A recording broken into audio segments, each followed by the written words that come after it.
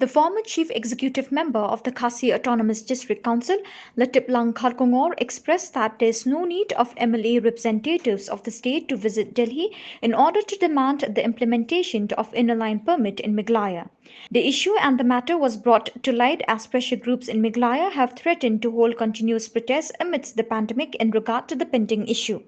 Pressure groups assured that the matter will be set in motion from the Governor's office, and with such notion it is imperative to comprehend that the Governor's assent is more significant rather than going to Delhi. The said former CM mentioned that if needed, the MDCs are well and ready to join along and seek solutions. Makarang yang haru mandangan dengan ke joga ILP makarang isu dengan ka don kalenti ya kan sosok maringi bata kasulong maran berborfai kilo ini kan kilo kita lamaran ini marblai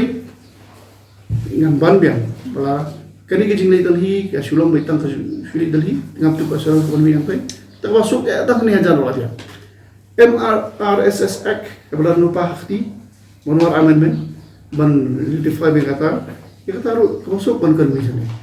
dah hilang orang ay kata baru asli ke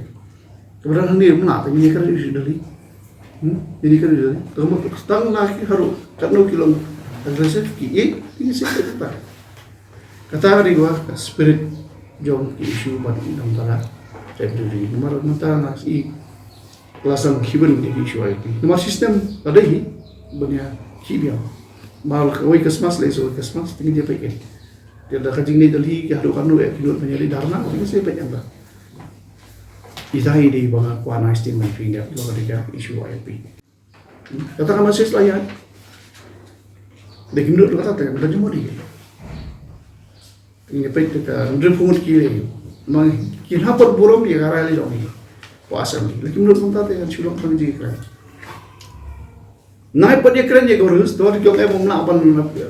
ketika nomor kadon ke ai hak 370 article 372 kamu igorus apil mak apil satu kapur otang Islam jong ke ai pareng mo British laws atau apa laripil gorus kamu kesatan kasihan dia kamu kini ke ai kadang yang haru untuk kasih kamu dah melang kita betul kamu coba jadi lebih apa kita di isu semangat kuaman ikan berarti kita jadi